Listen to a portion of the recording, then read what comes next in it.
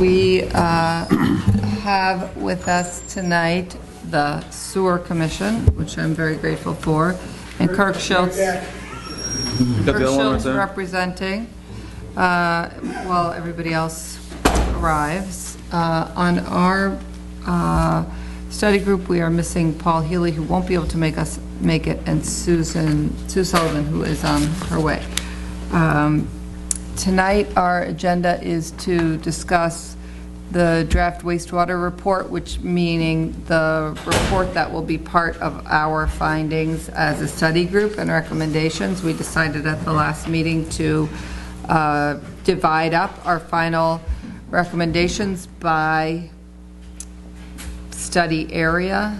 The first infrastructure area that we chose to report back on was wastewater, because Emily Wentworth had already started some work on that. So she and Jerry Seeland did some independent work on that, and we've all received a copy of their draft and it's a working draft, so you can see some changes, and I know Roger Fernandez of the DPW also read this. So after that, we're going to have an update on the Derby Street Corridor project, and then we'll talk about our next meetings. It's a pretty casual group, as you all know, so if you have questions as we go along, please just raise your hand. Emily, what do you think the best way is for us to go through this? Or Jerry? Well, I would be happy to weigh in first, as usual. Emily did a great job of starting the draft. I think just so that everybody kind of gets what's going on here. Correct me if I'm wrong, Emily. The original draft from Emily is in black. My edits are primarily in red. And then I believe that there's some track edits that are noted on the left-hand margin with the vertical lines that Roger contributed, and then also most of the comments that are with the little comment bubble are also from Roger. So if somebody has a black and white copy, you'll have to look very carefully, but the red line is light gray. It's more of a gray than the black. I think the best way to distinguish would be Jerry's edits are not underlined, whereas Roger's are okay. So what Roger added is underlined, what Jerry added or changed is kind of a gray, and that's a little bit subtle. But having... Please take a seat and join us. Having said that, as I was kind of getting into it and reading and thinking about it, it seemed to me that we should, as we are looking at these individual sections, that we should maybe be thinking also about an overall framework for the report. Right. Only because... that is one of the goals. Yeah. I mean, clearly we're going to do a report, and I think as we write these individual sections, if we have an overall structure, the sections will fit better together, and we'll find that we're not perhaps repeating ourselves in the body of an individual section when describing things like the background, like what is our mission, what are previous planning exercises, that sort of thing.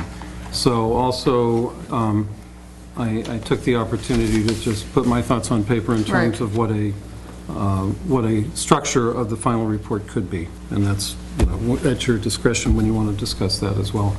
But again, having said that, I think for the most part, what this wastewater draft document represents is pretty much a good standalone with a couple of very minor exceptions. And I know everybody didn't have a lot of time to read it, but any comments would certainly be welcome. We're talking about the wastewater Phase 1, Phase 2 report. What we're really that's part of it. What we're really talking about is that over the course of the like 2 years of this committee, wastewater was one of the topics that we discussed relative to the mission statement of the committee for South Hingham. So clearly, the comprehensive wastewater master plan was something that we talked about. We talked about the efforts the town has made to date on looking at how we might improve our wastewater disposal to encourage responsible development and that sort of thing. So that's a piece of it for sure. Okay, and it's my sense, and it's only the sense where we're at, is we do not have, or we're unable to report to the DEP that we have a site or a centralized or a decentralized plant. Is that correct? Lower that microphone so I can Oh, see. surely. Okay, sorry, Judy. Thank you. We currently don't have a site for a wastewater treatment plant, whether it's centralized, decentralized, or on-site. So we don't really know, okay, we don't really know where we're going to be going until a couple of things fall into place, one of which is a location and that will accept the wastewater. We can get that through the DEP. Possible. There are other options that we went over. I mean, we went over the MWRA options in Weymouth and, the Central Street, South Street pumping station. We've been through a lot of iterations of where can we go with our wastewater, none of which seems, we just don't have the capacity to do that. The cost, in some instances, up around $35 million. Yet we still don't have a treatment plant, and we don't have a plan basically, other than your plan, which was excellent, by the way, the square footage and, what we might expect to find for wastewater. But when you look at I brought my plan with me tonight.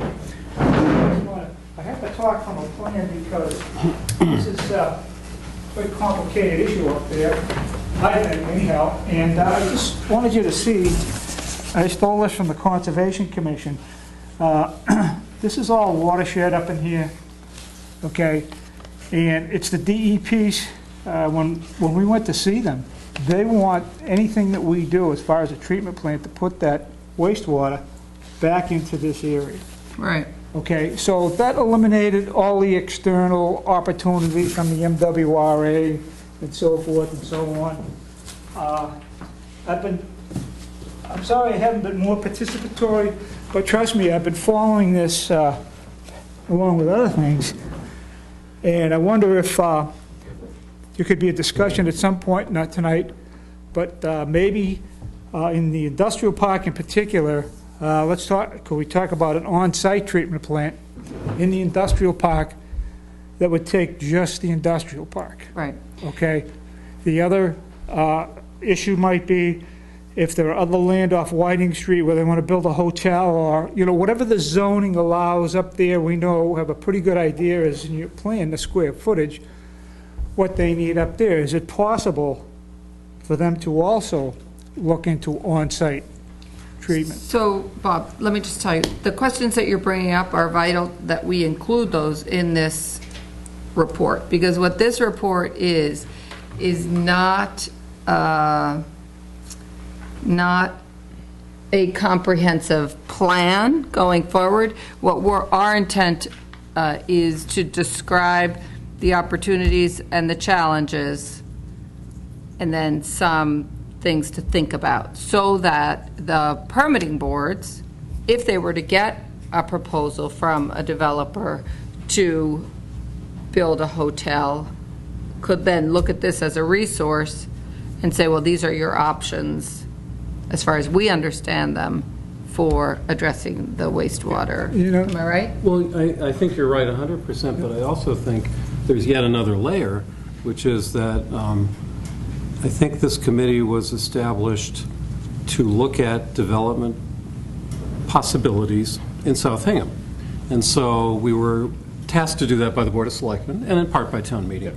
And so as a result, I think it's the opportunity to look comprehensively at all of the challenges, opportunities, and bring back to the selectmen and possibly the town meeting as well a report that says, here are some alternatives that we might consider to do what we thought we wanted to do a few years ago. So, some of the directions we chose previously, we may revisit them, we may reanalyze them. armed with new information about what other people have done or are doing in neighboring towns. So it's a pretty big picture thing, and clearly development will proceed independently of what this report is, and boards would love to have some direction, but I think it really is as much to give the policymakers in town a big picture and say, if it's important to the town to see responsible development, commercial development in that part of town, how do we do it? What are the possibilities? What's the potential scale of it? And if we identified, 2 or 3 potential scenarios, which we've tentatively done already, how do we get there? We have a comprehensive plan that shows what the benefit analysis is of all of this. Do we have an actual benefit analysis of spending between, in my opinion anyhow, between $40 and $50 million based on what I see here? Okay, and I had a pretty decent background on that. Is that going to work? I mean, let's face it, we have to talk about betterments. How are we going to pay for whatever it is we decide to do as a community? Who's going to pay for it? How they're going to pay for it? Certainly, when you look at the town of Hingham right now, we're faced with building a couple of new fire stations, possibly a new school. We're trying to rehabilitate the waterfront there. So the demand for money, for capital, is pretty high right now. Okay, so I think we have to take that into consideration also. Definitely. So I think what we're going to back up one big step from talking about all the specific challenges, because you've named a few now, the location and the capital, the need for capital. And I think we should start by just either looking at the format of this and saying, did this format work or didn't it? Or just dive into this format, and then after we kind of go through this format the way it's written, then kind of revisit the format after we go through the content. Any preference? Were you able to look at that? Yes. Yeah, so do you want to talk about the content, or would you rather sort of discuss whether this structure for a report back, Jerry is recommending this type of outline, which is different than what we looked at before.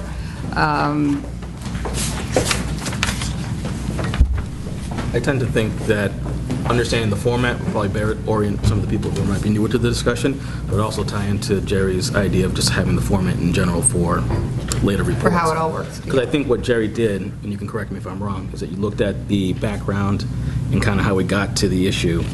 Well, Emily. Emily, sorry. Group effort. A group effort, right? And then identified the challenges, or the opportunities, and then the challenges, right? I think that's the general format. Yeah, that was the intent, sort of, what are all the pieces of this puzzle? How do we end up where we are? Which is really, it's just an effort to summarize everything that you've learned over the last couple of years. And then from there, what you think of that information, where do we go? Because we have Roger and Bob and Kirk here, I think that we should dive into the content of this report in the format that it's in. We can always move chunks of it around if we decide that this type of outline is not exactly how we want all our outlines to look, that we want to redo the outline. But I would love to make some progress on this content since we have our collaborators here with us tonight.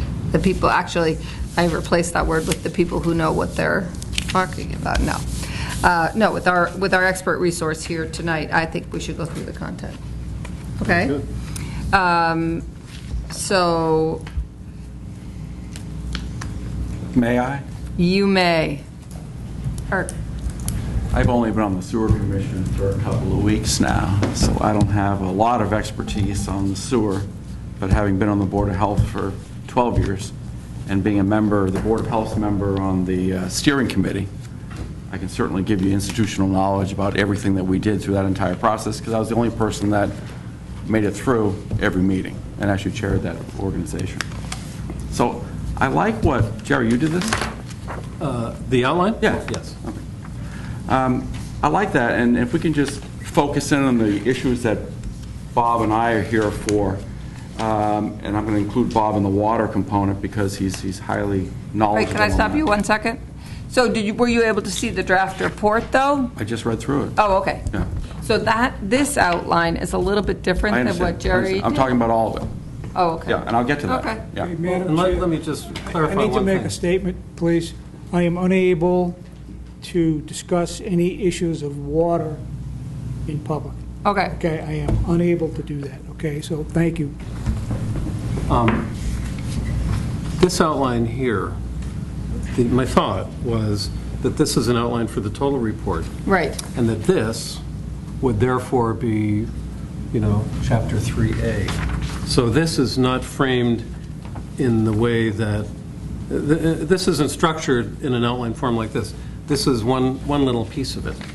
That Okay. was my... Thank you. That was my comment. And the reason that I brought that up is that you cannot separate the sewer and the water issues. They're intimately connected, and the order needs to be reversed. Okay. Because I can tell you from the steering committee, and also from my knowledge on the sewer, the proposed master wastewater plan, that what was driving a lot of what we talked about and what we came up with what we were charged to do, which was a sewer plan, was to look at South Hingham in part, and what can we do to that area, as with every area within Hingham, to improve the quality of the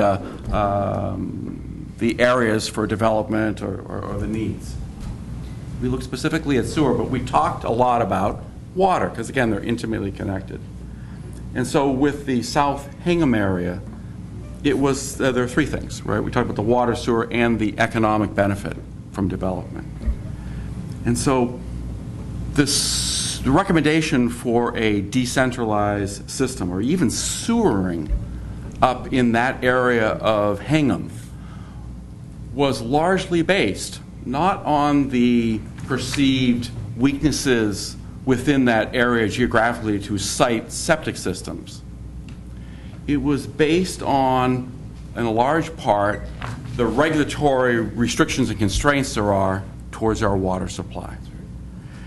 And so when we look at South Hingham, when I look at it, it's more important to say, how are we going to get more water for this area than it is, how are we going to solve the wastewater issue in this area? And the way we did it was through the decentralized sewer system, because of the fact that that area is located outside of the Weir River watershed. And so the water that we can pull back into the Weir River watershed, that would be an offset to allow us to supply water to that area. Because when you look at what we're faced with within our town, last year Aquarium was at 97% of their registration permit for the water withdrawal in our town. The year before was 99. So we have an impending immediate issue that we could put all the sewer up there we want, but unless we're able to additionally provide water to that area, it's irrelevant. And so by looking at that, that's why the original plan was to provide a sewer system for the south side of Route 3 and bring that water back over and discharge it into the Weir River on the north side of Route 3, as evident from what Roger had put together with our original plan that had that phasing involved.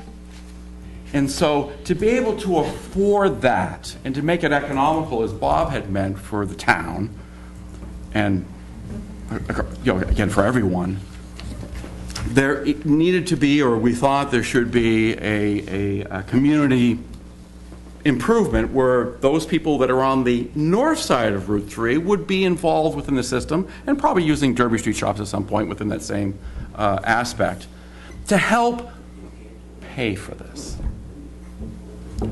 And so it seems like we've had a number of years since 2011 in which we've gone to town meeting, we've offered the availability, hey, we'll do these things for you up here in South Hingham. We'll design a sewer system. We'll even purchase property for this. We'll do all sorts of things to promote this alternative. to what we have now, which is on-site systems. And what I'm seeing, and what I have seen, and maybe someone would agree with me, is we haven't seen zoning match the original vision of the steering commission, a committee for what could be in this area. So the plan that we have before us with the wastewater, that is looking for something what Jerry was mentioning within his proposed build-outs, which was for something a lot larger than I think that could ever be built within that area. And we've seen nothing on regards to the ownership in that area stepping forward and saying, this is what our plan is for that area of town. And so I think we need to take a step back. And what you have here is quite a detailed plan. It actually mirrors what the comprehensive wastewater management plan is, which is a long-term plan to look at the maximum. Can I tell you why it mirrors it? Because you wrote it? Because this is a fact-finding document. Mm-hmm. So a lot of it is taken straight out of that, because the first few pages of this is just what we learned as a committee in talking to Roger and in looking at all the work that you guys have done. So I hope it sounds a lot like that report. It is, and I to made you. some editorial good. changes to help you out a little bit. But my point is, and the reason I'm going back to Jerry's outline, is you can't even talk about this without the water component, which I haven't seen, and being a member of the Water Supply Committee since 2001, I'm quite familiar with that aspect of it, and the trade-off and the balances that are involved between water and sewer. And a reliance, and I think the public's reliance on this is the plan. This is not a Well, plan. This is Not a just plan. something that, You shouldn't keep saying that because this is It's the not a plan. it's what I have in front of me. It's not a plan, not a and it's plan. not represented as a plan.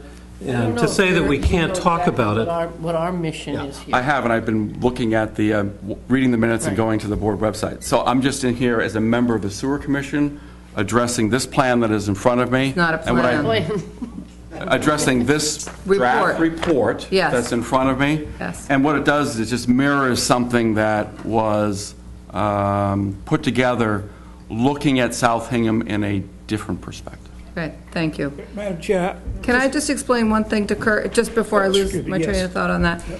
So, we as a group have spent close to 2 years getting reports from about, I'd say, 12 different interest areas, for lack of a better word.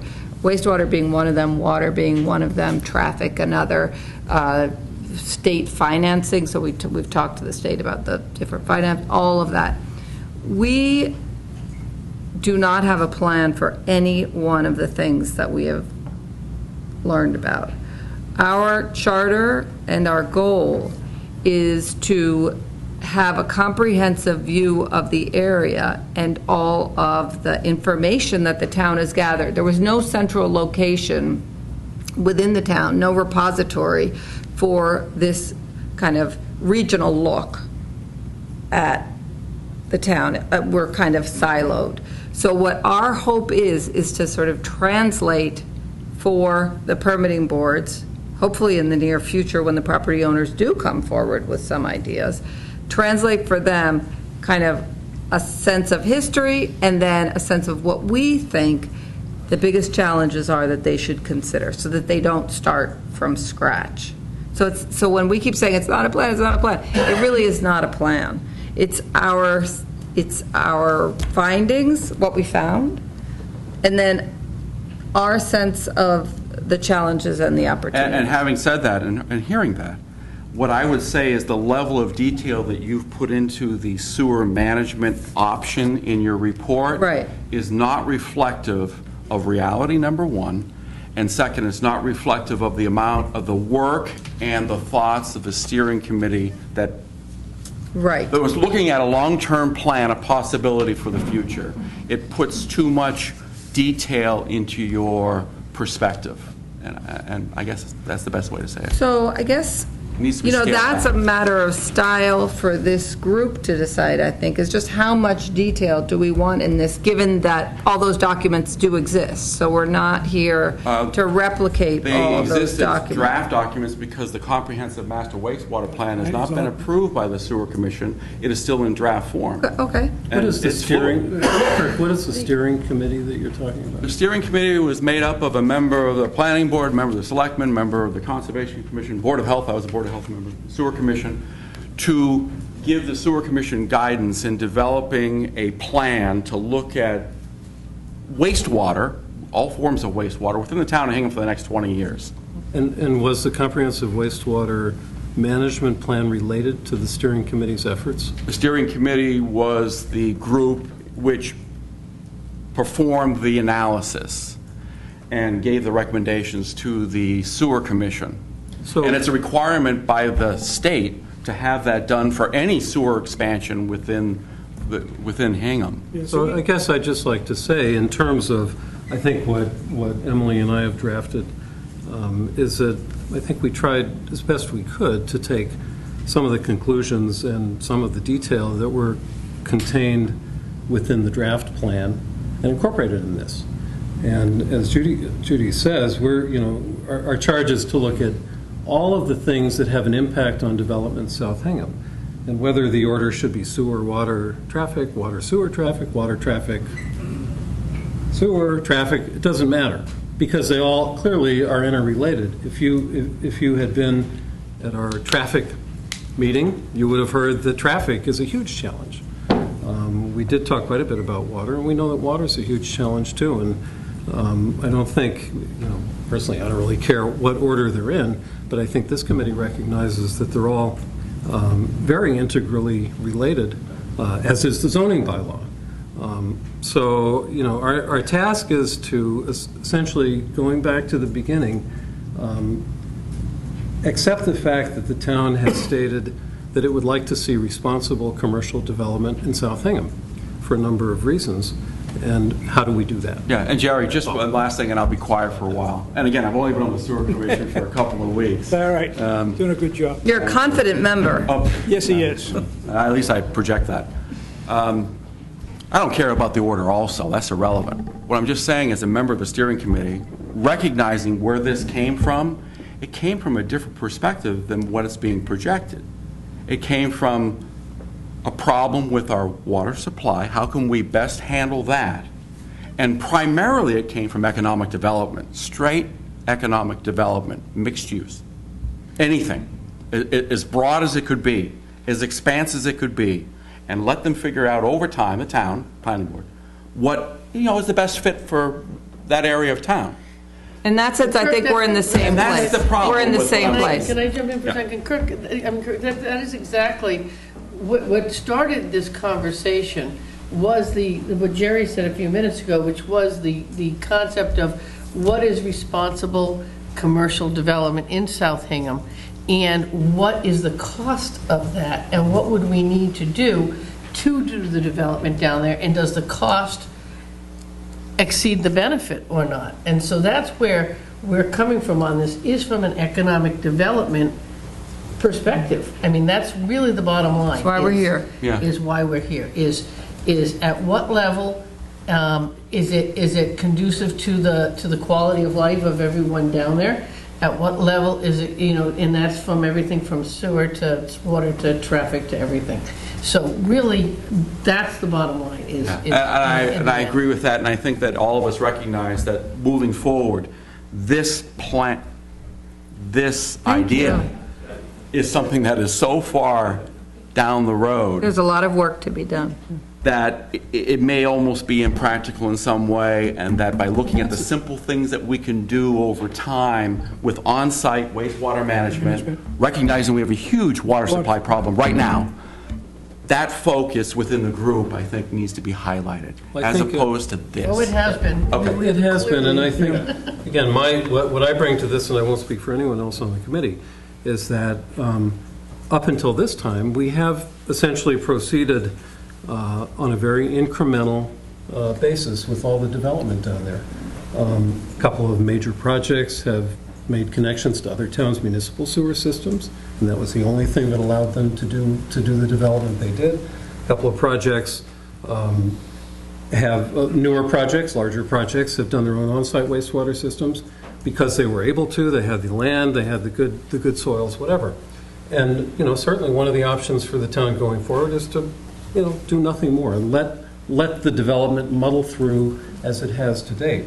But the sense that I have anyway is that unless you define possibilities, unless you say here's what could happen, and you assign impacts to those possibilities, whether it's impacts in terms of traffic or water use or sewer disposal, unless you do that, you're not planning. I mean, the only planning means looking at possibilities and trying to figure out what the pros and cons, what the costs and benefits are.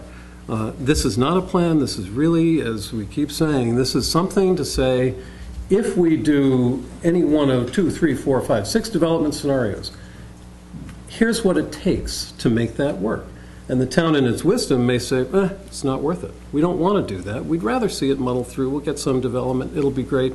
And the character of our town won't be dramatically changed, or the costs to develop systems A, B, or C won't be dramatic or have a huge impact on our taxes for our houses.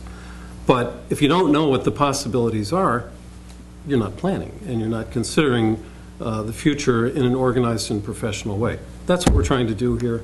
We're not prejudging anything. We're not saying as a committee, we think scenarios 1, 2, or 3 are the right ones. We're just saying, here's a way to look at it. Here's a way to make an educated guess as what it might take to do what town meeting said they have wanted to do time and time again.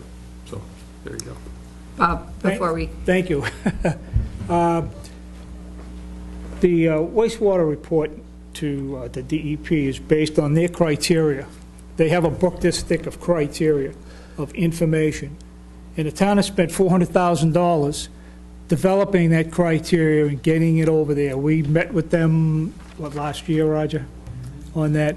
And their main focus at the time, one of the things that they were really concerned about, of course, was the location of the treatment plant, okay? With that said, as far as I'm concerned, as long as I'm on the sewer commission, I'll do everything I can to facilitate you guys. I will do my very best to give you all the information that we can. We'll work real hard with you to do what you think is the right thing for the town, but we also want to make sure that we believe that it's the right thing for the town, okay? So again, thank you for that. Thank you for that cooperation. Yep. We are not going to make a recommendation as to what sewer option the town should take. Right. So I believe that will probably be your decision, being the sewer commission. Yeah. We hope only to let all the permitting boards in Hingham understand, in a nutshell, what the opportunities and the challenges are. And so just to support my fellow board member, by listing the various sewer options, decentralized, going through Weymouth, coming through North Hingham, in a way, you're taking the discussion that should be within the sewer commission and our steering committee and elevating it to a status that I believe is problematic in some way. That we should look at the bigger picture instead of this finite group. We are going to look at the bigger This is what's written picture. out there as the documentation we have, not looking at the larger scope. So again, reporting, we are going to look at the bigger picture. This is one of them. We did not start with water because of the ongoing legal issues surrounding water. We decided it was better that we stay away from that for now. We are simply summarizing the work that we've done for the last 2 years in this regard. So we don't mean to mislead anybody or make any decisions about sewer. This is simply our assessment of what the situation is. Dick? I don't believe it's possible at this point in time, with the knowledge that we have, to be writing a report that recommends anything. I think to some degree what we've done is undertaken a fact-finding process, and I think that that will be the first of many steps that are necessary to get us to a conclusion and possibly taking actions to implement something or to prevent something from happening. It's a very complex issue. It's not just the water and sewer that are interactive. It's those, and believe it or not, transportation. Because if you were going to put in water and sewer services, we're going to be tearing up roadways that we just had constructed. So there are a lot of little details that we can't possibly deal with. But I think you're right when you say that water and sewer go together. Now, the other issues that we need to be addressing is the consequences of this action and how that affects the environment and how that affects our community. And those are the things that I think need the most work. Because if we do not do that, we may make the decision to go ahead with development that ultimately is detrimental to the community. So it's a step-by-step process that we have to go through, and it's not easy. And this committee has, barely scratched the surface, and it never intended to go much deeper. But I think that there's plenty of work beyond where we are right now that has to be undertaken. Okay. Having said that, and I think we're all on the same page now. We're always on the same page. Okay. Roger? Okay. What I would like to do is, I think we're going to need, this is just a preliminary meeting. We're not going to write anything in stone tonight about this report, right? We just want to go through it and kind of check the areas where we think maybe what is written down isn't complete, isn't entirely kind of the right assessment of what the situation is. Is that right? I'm going to let you kind of, okay. So, do we need this background going into each one of these sections? I think what, if I were to think about this kind of from the proverbial 30,000 feet, I would think that section 1 of the report would be a background section. And I think each individual section has its own specific background that might be, kind of pertinent to the body of the text that follows. But I think some of the comments in here are better folded into an introductory section of the report. Okay. And, anything that relates very specifically to wastewater disposal or management, maybe it stays in here. Anything that relates more to the kind of comprehensive South Hingham issue perhaps goes in the background. Okay. So yes. I think that starting with the sewer may be a mistake. I think that what has been said by Bob and others is basically that you have to deal with the water issue first. That's the limitation. And then deal with how you're going to dispose of that water that we will or will not be able to generate. And I would agree with you 100%. If we had a project in front of us and we were trying to figure out how to build out the project, we would want to see what the water situation was there. We are not proposing anything with the sewer right now. We are just trying to lay out what the information is that we have about it. And we can revisit it once we get, I mean, this think that's absolutely as you can see, we have a lot to cover. We have to start somewhere. We're going to put what we know out there without recommendations about the wastewater. After we have a draft, we will go back and say, okay, now given what we've written about water, we want to change that sewer section a little bit because it's not entirely accurate. Yeah, I agree, Judy. And I think, having really looked at this analysis and all, I think, I think it spells out very, very clearly where we were at when we started, which is that there have been multiple town meetings and multiple legislation that have led to the belief that public, an exterior as opposed to interior wastewater treatment has to be explored. And I think that this clearly spells it out, why and how that relates to the economic development that we're talking about. And I think that's really the direction that we wanted to go in, was, is this required? And if it's required, what sort of thing is required? And Jerry, you spelled out a lot of this for us when you gave your analysis. And I think that's where that's really where we're at, is, what's going forward. I mean, if we were to do development in South Hingham, in the South Shore Park, it's pretty clear you have to have a plan like this, they can't do it on site. Well, I'm going to disagree with that. Okay, we're not Yeah, going to make a recommendation. Right now, we are going to lay out what we know, okay? And we're going to identify what we don't know. So if there's a disagreement on what we know, we would say, this is an area that we need to learn more about because we're not really sure. Right, and just to bump back into the conversation one last time. It doesn't have to be the last. Yeah, thank you. Oh, come on, you said it would be. Yeah. Jody will If you're going to look at the scenarios that Jerry put together before, then you're going to need a wastewater system for sure.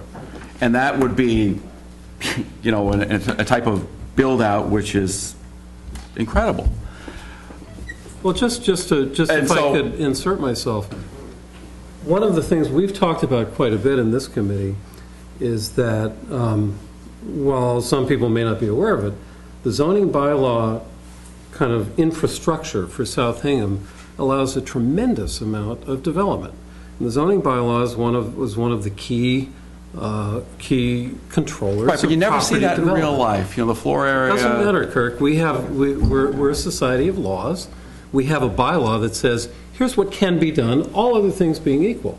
And so if the town, again, in its wisdom, decides that significantly more development in South Hingham is inappropriate for whatever reason, whether it's, you know, water, sewer, quality of life, whatever, then I think the one vehicle the town has every single year is to change the zoning bylaw to reduce what is allowed as of right.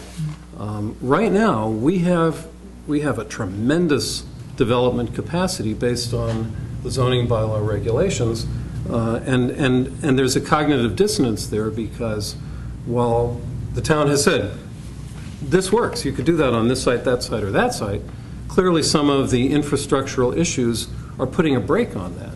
And I think that sort of tension is what's led in part to this committee. If we want development there, if we want commercial development there, and yet water, sewer, traffic don't permit it, which one is right? And how do we regulate it in a way that's fair to all? And those institutional restrictions, the infrastructure, they're always there, right? And that's something we have to deal with.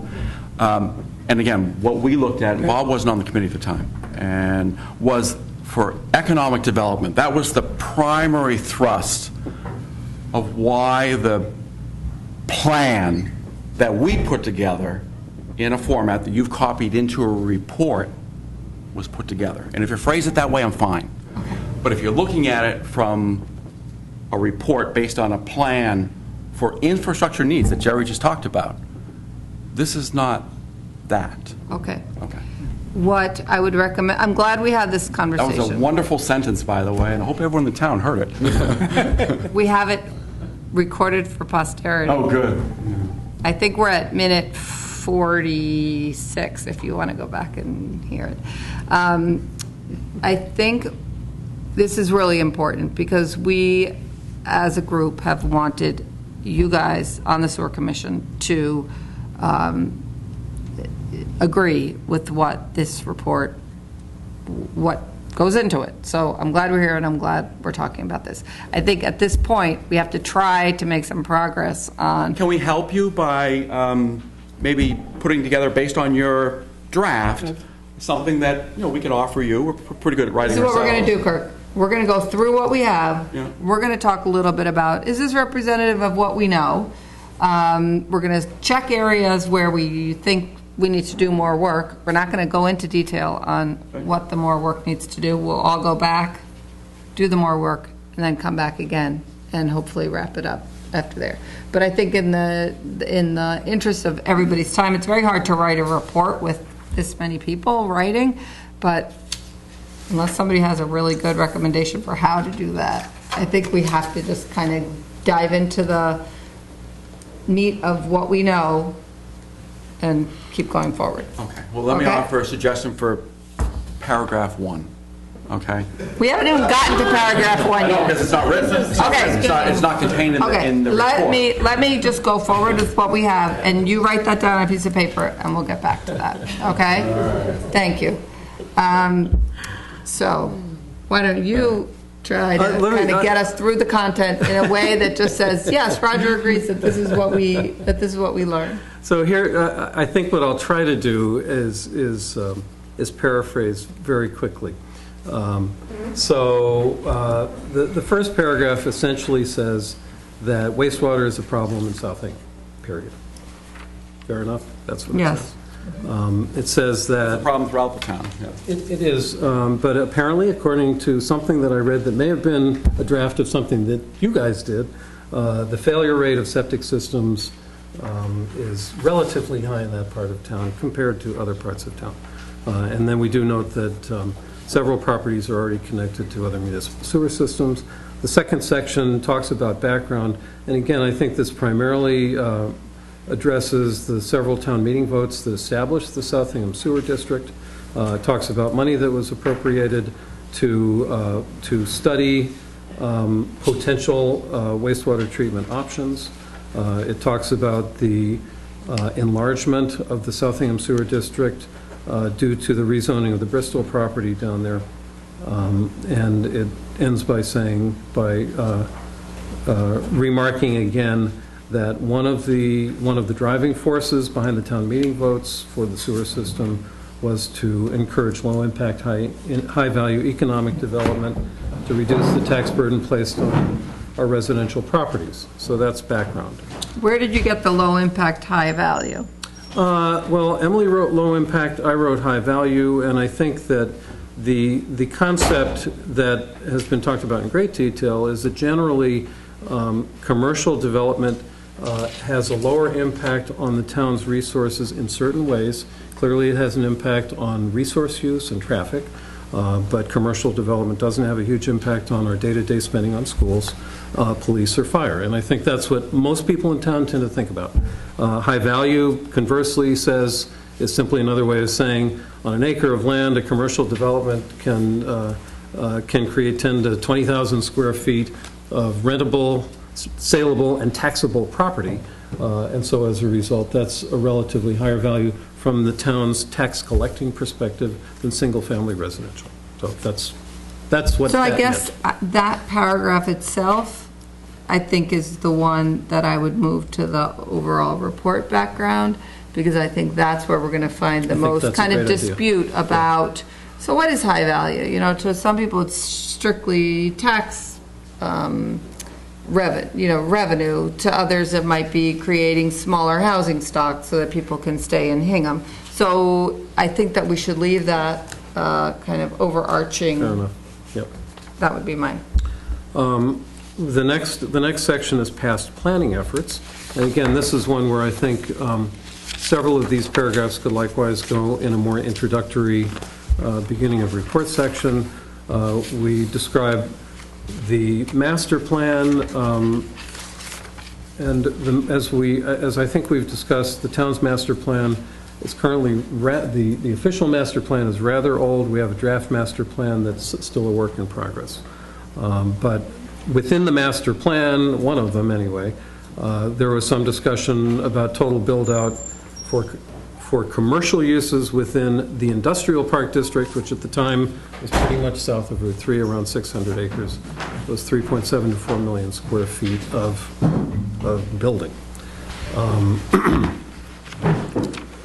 There were other components to the master plan that were described. We briefly addressed the comprehensive wastewater master plan, phase 1 needs analysis, and these are all really just by way of saying these are things that were done in the past. We referenced the South Shore Chamber of Commerce's presentation to the town in which they remarked upon the potential for economic development in South Hingham. And again, we then referenced the comprehensive wastewater management plan, phase 2 recommended plan. So this is all simply saying here are the past planning efforts. My thought was that the Hingham Master Plan and the South Shore Chamber of Commerce paragraph could well go again in that introductory section, because that will relate to everything that we're talking about. I agree. Whereas the discussion of the comprehensive, pardon me? Yeah. So the discussion of comprehensive wastewater master plans phases 1 and 2 are really germane more to the wastewater section. Yes. So I think it's okay to break them up that way. Anyway, that's how it's presented here. We talked in some detail about what the comprehensive wastewater master plan discussed. And we talked about essentially two basic options, which are the centralized approach connecting this part of town to the MWRA system, and a decentralized approach, which is treating all sewage locally. We briefly outlined the costs that were described within the comprehensive wastewater master plan. My thought in some of the red comments here is that document is getting a little bit old, and so any dollar figures that were described in there, we should consider at least updating those so that as our report kind of hits the press, the figures, particularly for cost, are as up to date as possible.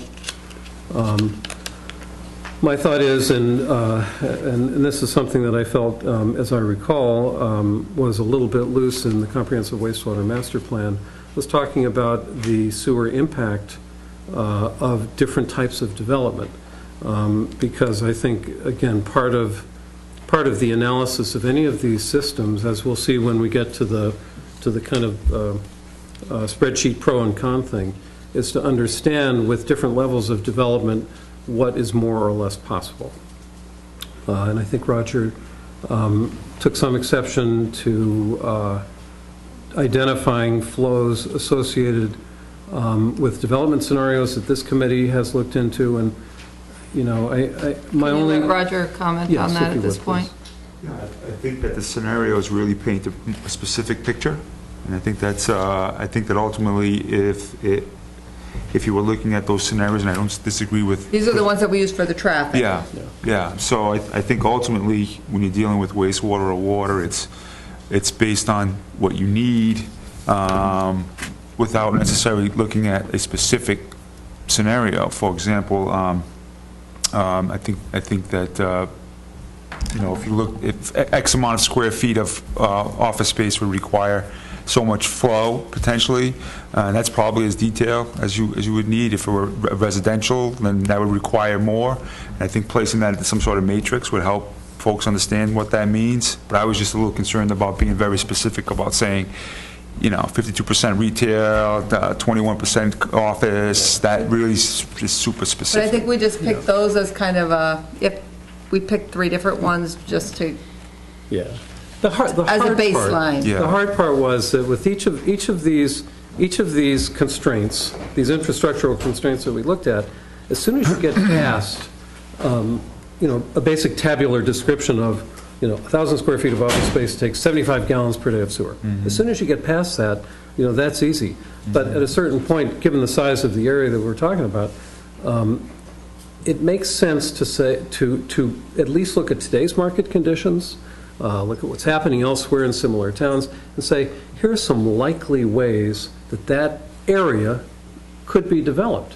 Because unless you do that, you have no way of quantifying different kind of levels of infrastructure need. And, we talked at great length about what are those scenarios. We ultimately had to come up with a few so that we could hire a traffic engineer to say, well, okay, great. If you're going to do this type of development, which is, something that you could see, and you see it maybe in Westwood today or something like that, here's the impact on our roads. And I think we did 3 or 4 of those. And it's really the same for sewer and water, too. Until you have a way of saying, in scenarios 1, 2, and 3, we will need X gallons of water, X gallons of sewer disposal, and so many trips per day of cars. If you don't do it, you have no way of determining what the pros and cons are of the alternative methods of dealing with these things. If we said that, there would be no future new building development in South Hingham, and the most that we would ever see is maybe taking these industrial buildings and making them something of a higher value. That's a scenario. And that will tell you, okay, great, so we know today how much water and sewer and traffic is associated with what we have today, and if we took all of that stuff we would only need X number of gallons and X number of trips per day of traffic to accommodate, and that would in turn say, okay, well, if that's all you really need, then maybe we can muddle through, or maybe we can do something with a fairly limited ceiling on how much you could accommodate. If, on the other hand, we say, well, you know, the area is huge, and look at some of these other towns which are a little ahead of the curve in development, we could see that much. That might tell you that, well, you know, option one for water, sewer, traffic really is not giving us enough flexibility for the future. And that's, I mean, it's tough because no one's predicting the future. No one can say with certainty or even a degree of certainty that a mix of development will look like scenario number 2. On the other hand, you got to start somewhere. Yeah, I think my point is only, not that process is valid or isn't worthwhile. I think what I'm saying is I tend to prefer to back into that number. For example, if you said to me, I can supply 1 million gallons of wastewater. With 1 million gallons of wastewater, I can do this amount of retail, or this amount of commercial, or this amount of residential, or this amount. So it's kind of the tail wagging the dog. We're getting to the same place. I think ultimately yeah, we're you're getting to the same place. place. So you are, but I think that the distinction there is the difference between a commercial application, 75 gallons per 1,000 square feet of building, is 1/4 of one residential component. Right. So it really can skew the number substantially. And so unless you intuitively know that that's what you're looking at, because I see this document as someone who's picking this up and has no idea, you know, what this committee's done internally in terms of conversation, is able to pick this document up and without having no context whatsoever, being able to read this and understand what they need to consider going forward, whether it's a committee or a board or what have you. So I think what you're describing, I don't disagree with as an exercise. I just think how you get there, I don't particularly agree with. Because if you said to me, if that final scenario produces 4.2178 gallons, you know, million gallons per day, you know, whatever arbitrary number you want to put out there, it's really specific, isn't it? I mean, it's really... It is, but it's part of the sensitivity analysis. We're just trying to say sort of, how big does it get before it's just not doable? Basically, that's how we started with traffic, Yeah. and I imagine it's the same with sewer. Really that, you know, if you added 3 times what's on the roadway right now, and you made some improvements, you could probably do it. If you add 4 times, you've reached a point where no matter kind of what you do, unless you like build a super highway, blah, blah, blah, that's totally... But when you're dealing with infrastructure, you have to bear in mind that there are certain triggers, right? So you can build certain size plants, you have certain size pipes that handle certain capacity, and then at some point you get into an in-between size. Well, that's a valid point. So you can't, it's an 18-inch pipe, it's a 12-inch pipe, it's a 24-inch pipe, and so that accommodates so much volume. So that really dictates what you're able to do in a lot of those capacities. That is a great point. Okay. So how about this? I think that Jerry's note about kind of associating this with our scenarios is a really good one, because we'd like to look at those scenarios that we have sort of comprehensively. What does it mean for traffic and all of this? How about if you look at those and say, this scenario really should be in this range, because the impact of that much would be the same.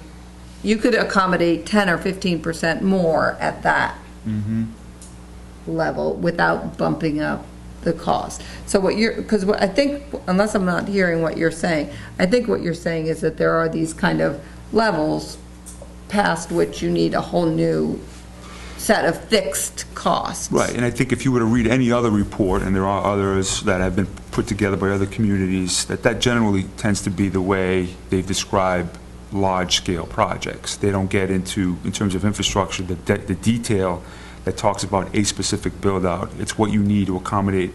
Even when we use numbers in terms of plant size, we say 300,000 gallons. Right. We don't say 295,478 gallons. Because you're looking at it from the engineer putting together and as the planners, infrastructure. You guys are really tickled by the planning stuff. We're looking at it from the developer sitting across the room from us and saying, I wonder what they're going to come up with.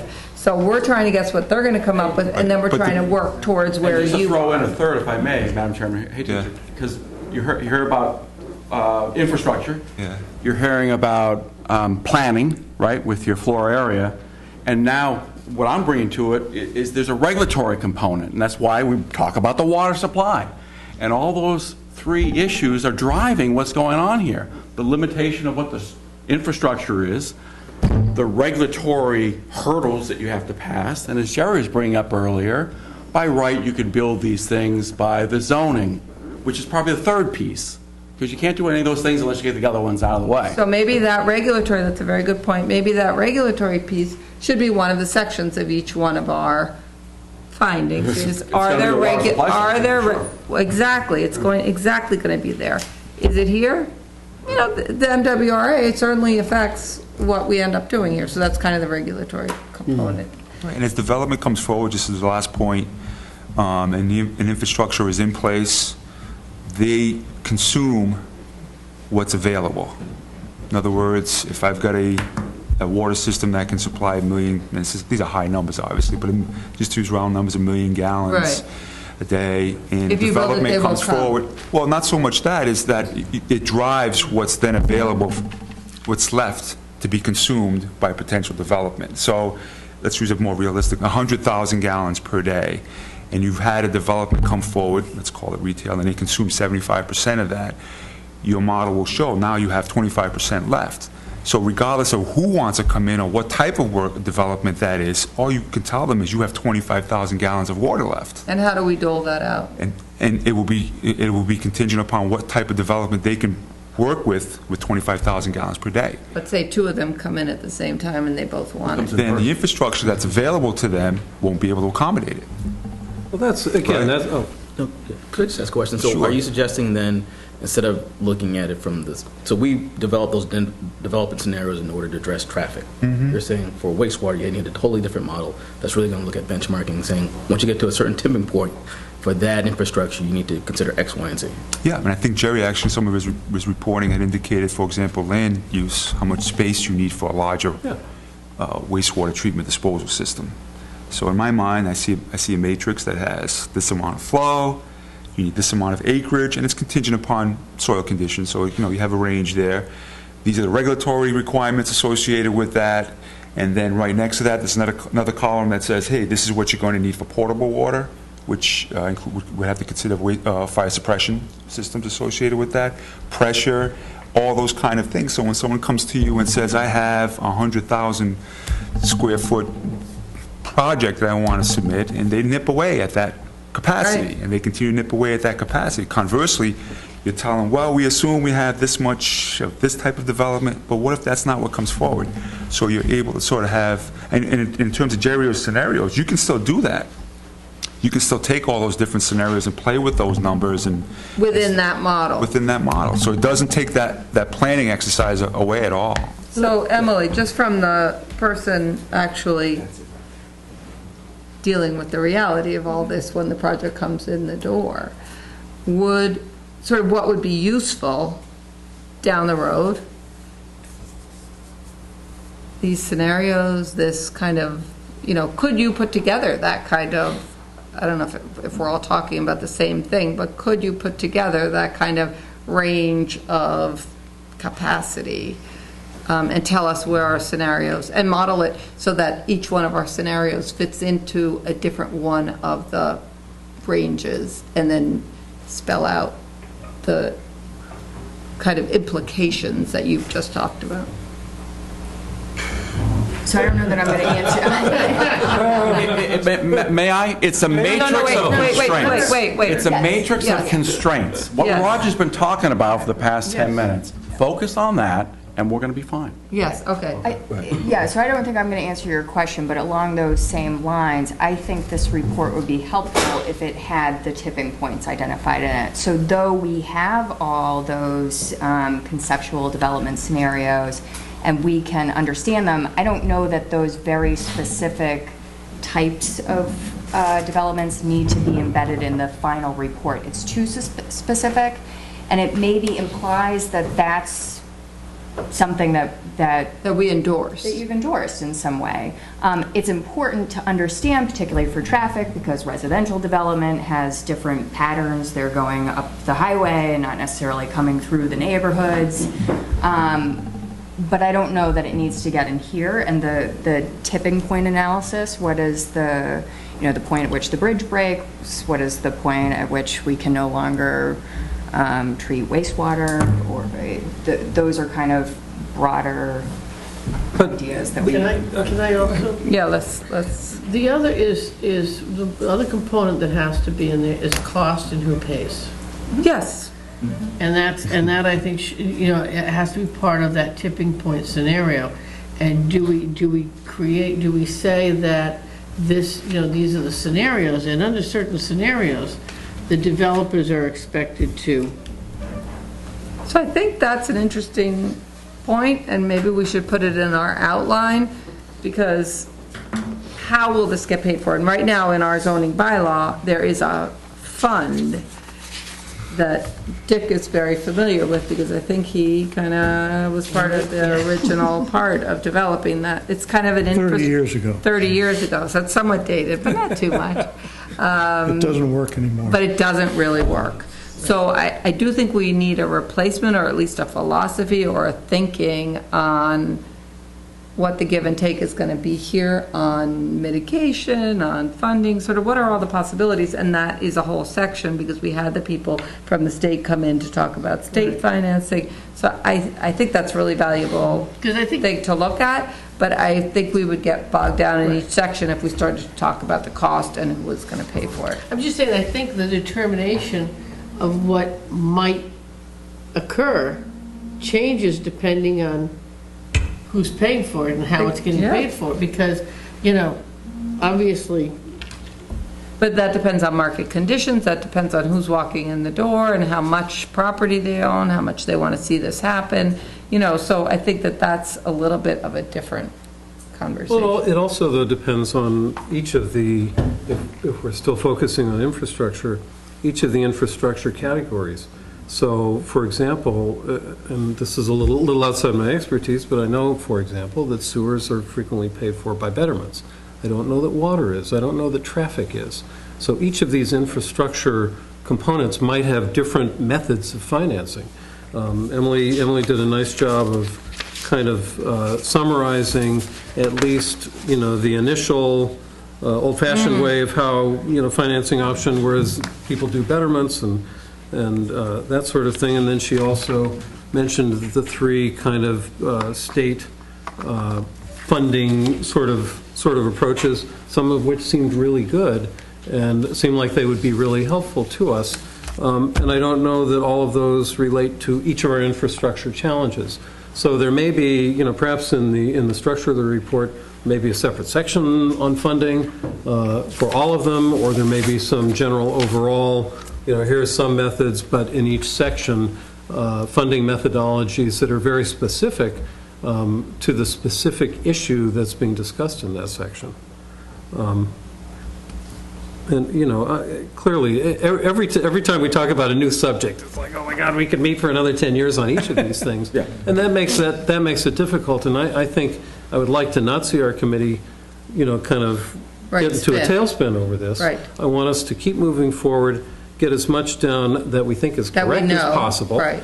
And then, the powers that be, the elected officials in town meeting, can then decide what they want to do with it. Okay. And if I might just say one thing in regard to what Roger was saying, I think we're all talking about the same thing, because, if you say from an engineering point of view, I can tell you what, dealing with 300,000 gallons of sewage a day will take versus 600,000 versus a million. And that's all great stuff. But as soon as you say that, somebody's going to say, well, what would it take to, to max out that 300,000 so that we can decide if that's the road we want to go down.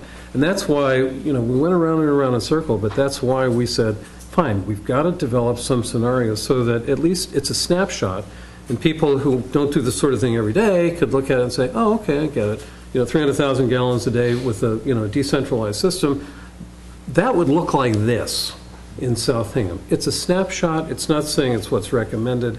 It's saying that's what it would look like. And I think, we could attach appendices all we want to this that say how we get to it. Jerry, just with Roger's point about, again, the tiers and the constraint, it's not linear. They're jumps. Just for wastewater. Terrific. Right? You have enough money, you can do anything, right? But there's a certain point where it's going to cost so much for wastewater, then boom, we're up here. So now, Roger, water supply, we're already there. Roger, are you able to do what you described so nicely a few minutes ago? Uh-oh, he's offering. Yeah, we can just, I think you raise a good point, though, because, and regarding what we can do and what Emily and I can do, I think that, I mean, depending on the level of detail that the hope, you know, the hope that this report will present, and I'm not sure, but maybe at some point, we should begin to talk about, you know, what would it take to get maybe a little help doing some of that. I think that's a great idea, and I think that, you know, we were able, with the kind assistance of local property owners who are reading something and not paying attention. Well, not all of them, not all of them. We got great professional assistance to work on the traffic component, and I think that's something that just gave us a tremendous amount of help. And I think for now, if you set up kind of the framework Sure. and maybe put in what you do know, I know that we're not asking you to conject, to add, to guess, or to estimate, or to do projections. Whatever you happen to know based on the work that you've done so far, and put it in that framework, and then we can see how we can work with the property owners to kind of do a sensitivity analysis. Yeah. Mark? Just real quickly, because I have to leave, but what Roger brought up was something that was kind of interesting, which I don't think we really thought about, but as I'm listening to him talk, I'm kind of realizing he's raising an issue. So how we look at, I don't think we need to be wedded to the scenarios for everything that we look at. Right? We needed it for traffic, but we don't necessarily need it for wastewater. We may not need it for water, and we might need to look at it differently. So just kind of my parting thought as we kind of look at the framework, scenarios might be great for traffic, but we might need to look at a different metric or And maybe for framework. tax revenue, we go back to Right. those scenarios, Exactly. because that is kind of a specific thing. Right. But with these big infrastructure projects where you're building capacity, it's not. But the reason why I wanted to at least look at the framework that Jerry provided, because I think we're always going to be going at these three different things. We're going to look at the background of the topic, we're going to look at the opportunities, and we're going to look at the challenges, right? No matter how we do it, right? This is, I mean, I'm not trying to get away from getting into the information. I just want to organize how we look at it, right? And I think that the gentleman from the Sewer Commission kind of said, here are some of these challenges, right? But we can incorporate all that if we keep the framework. If we look at those three things, the background, the opportunities and challenges, Right. we'll be able to race through, not race through, but we'll be able to get through some of this material. Do you promise? Because, yeah. We're not racing yet. No, but I mean, it's just, I was just suggesting as a framework to kind of look at everything. Right. And kind of organize everything into those different. I agree with you, and I think what's written out here, Because that's exactly what Jerry did. I like having the background, actually, of the sewer, of the wastewater work that's been done so far. I think it's really important to have that, because then you know, if you really want to get into detail, go find out what happened there. And I just point out, the first paragraph would read a little bit differently based on reality. And Okay, and that's all we're I'm saying gonna- with that, and everything else is fine. We're going to task you with I can do a paragraph. that's fine. doing a paragraph for us, and we'll see what the, we'll discuss that. As far as the opportunities go, I think that Jerry's right in sort of talking about the opportunities for economic development in a big, broad brush, but there might be opportunities within the sewer. Thank you. Good night, Mark.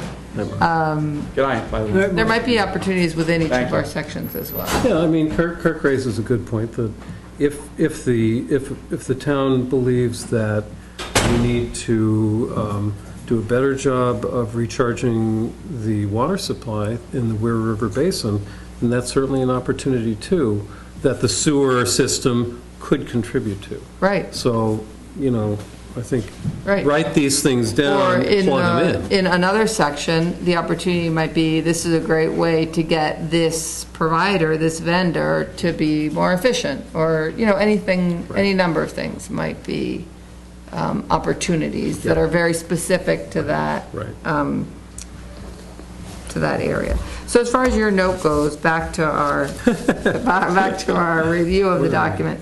As far as your note goes, I think we would leave that, I think where we decided was to leave that out for now, to have Roger kind of put together a framework, and we'll see whether we include it right there or where we include it. I think something should be included in here because, and I'm no pride of authorship on what that should be, but unless you have a metric within the section that describes what 300,000 gallons a day means, no one will have a sense of what this is telling us.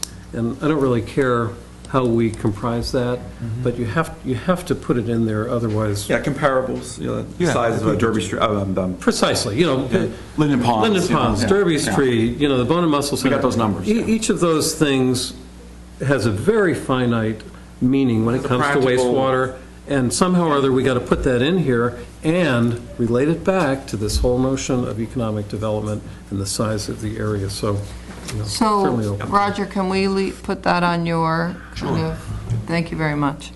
Okay, Madam Chair, could I Yes, just make sir. one final statement here, and then I'll be quiet? you don't need to. Okay. There were three alternatives in the comprehensive wastewater report that had to go to the DEP, okay? Two of the three, one of was just a straight $18 million for a treatment plant.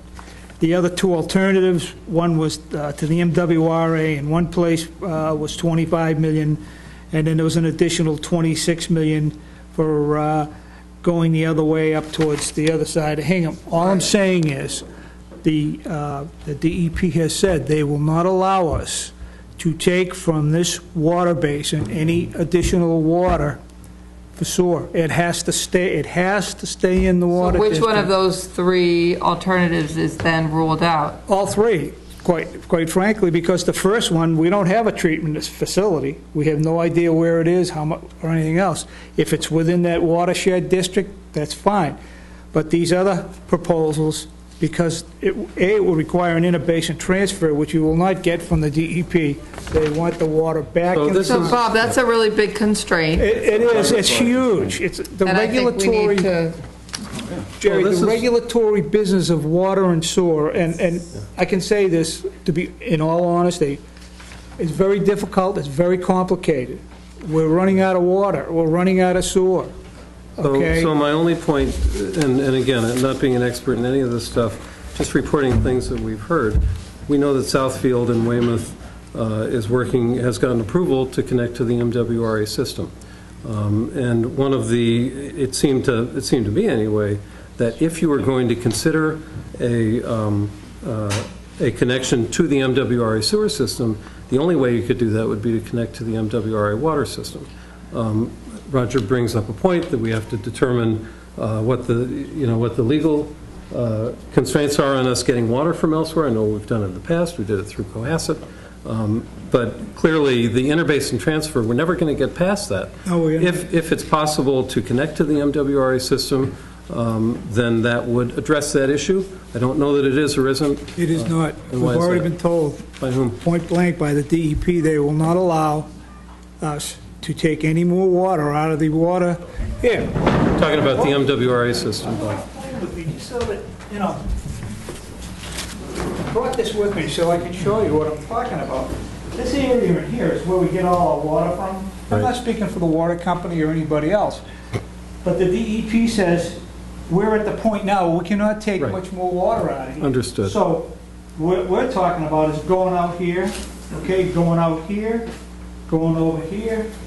Those are all places that are interbasin transfers. They're not in the water, they're not in the watershed district. They're That's what I'm outside. saying. No, what I was saying is that the only way, I think, to connect to the MWRA sewer system would likewise be to connect to the MWRA water system. Not going to happen. Why is that? And to Bob's point, what we said earlier, the regulatory constraints needs a prominent right. Very prominent. section, very prominent within the Right. infrastructure section of the document. So I would recommend, because I think you guys point Less out, that we traffic, I have don't not quite, maybe in this report, what do you guys think? That, like, we looked at centralized system discharge alternative. Within that, you talk about kind of the pros and cons, but maybe within that, it should be very clear, separate, what the regulatory constraints are, or maybe this overall regulatory constraints for the whole thing should be up here. It's simpler. We looked at these alternatives, and there's a reason we picked a plan, we did, as opposed to just throwing out these alternatives. So when you go back and revisit the alternatives, without knowing the regulatory constraints and the prohibition that he's talking about, it's inappropriate to do that within the document. Even though it's historical and it's something that's draft and you've already written it, it's not right to do it. I'm sorry, what is not right? Say, I didn't understand what you Just say said. it. The document had, what I was saying, Which document? your report. Okay. It talked about the alternatives going through Weymouth, going to North Hingham as far as the sewer. And these are things that the committees in town have looked at over the years, and we want to give you this information. But without understanding that we rejected those because of some regulatory constraints, and you're bringing back in as alternatives. Can you just That's go, what's can you move that's forward? what's You inappropriate. rejected those, and what did you propose that's The different? plan. The decentralized. So one of the three. That's right. Okay, so we can add that language into this. But what we don't want to It's have removing the happen. other plans that we rejected for what Bob is saying, for legitimate Regulatory. financial and regulatory constraints. Not financial. Here's the issue. If financial is the issue, then it's worth revisiting. I because said there were- and, I didn't say or.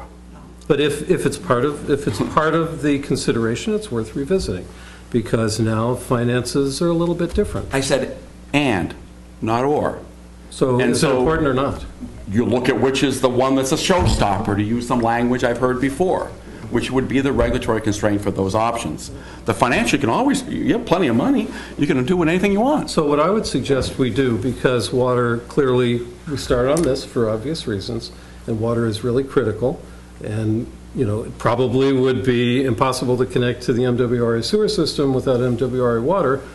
Whenever we get into water, that should be something that we address.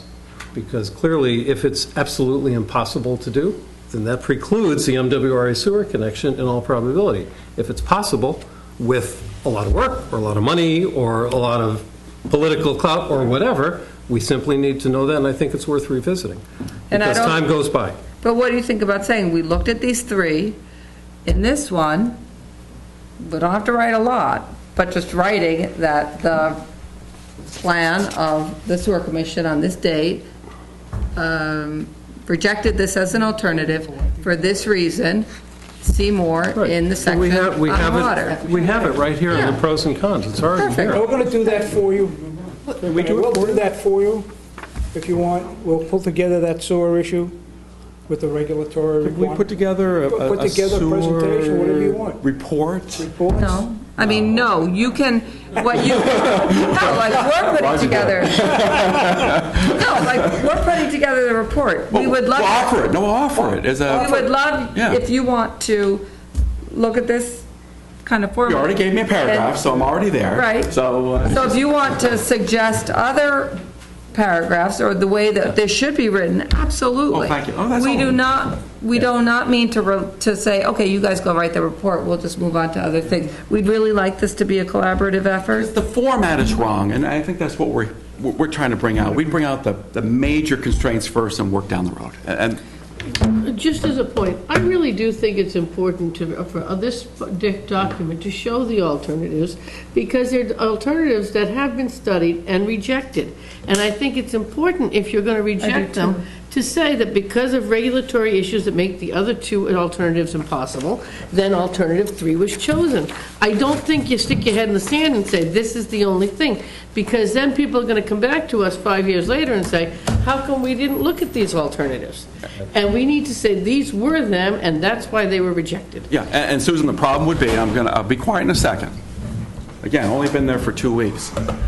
Is you have to get into a level of detail I know, about why I they're really rejected. apologize. And And that's like years and years. I know. And I apologize. Okay, so we've agreed that you read through this. And we're gonna- Find little areas that you think, oh, no, you guys, this isn't wrong. But I think we all agree with Sue that report, you're we are rejecting going to several include kind of a broad brush of everything that's been looked at. If you feel like we have not accurately represented something, we need to know that. I'm going to let Mr. Demko speak, and then I'm going to let you speak. Thank you. Thank I'd you. like to make a comment, a point of information.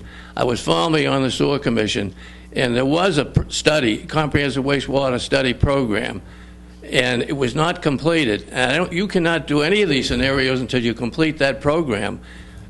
You can't build a treatment plant, you know, what they're talking about. And this has got to be done before they do anything as far as regulatory. So that's what they've got to The complete. report needs to be completed. It has to be completed. Right. Never been completed. $440,000. CDM. Is that in here that that report exists and hasn't been? Well, that's what Ed's talking about, the fact that we're looking at draft material here that hasn't been accepted by the sewer commission, and you're putting it down as a plan. Sorry. No, we're not putting it down as a plan. Study. As a member of the committee. We are documenting what the town has. So I think it's very valuable that you pointed that out and that we would preclude this, because this is so that we don't have this same meeting again in 5 years. Right. At that point, it was still a draft document and it needed to go the next step. Right. And that has to be in here. Now, And I that would should like be in to, there. I would like Your to, recommendation that it go to the next right, step. and I would like to know, Yes. I would like to know from the sewer commission what it takes to finish that document, because when I was on the advisory committee, it came up, and this was now however many years ago, it came out that we had this plan, and all of a sudden, everybody realized, oh, it's not finished yet, and we spent $400,000, it's not finished. A, what did we get for the $400,000? B, what does it take to finish the document? So C, a committee like this can do its work. Because we're tasked with trying to analyze something that's happening in our town, and if we've got a report that's been out there flailing about at a cost of hundreds of thousands of dollars for years that's not complete, that's a problem. And we want to know what the reason for that is and when it will be completed. Well, Okay, wait, can we, sorry? I want to finish He that. asked a question.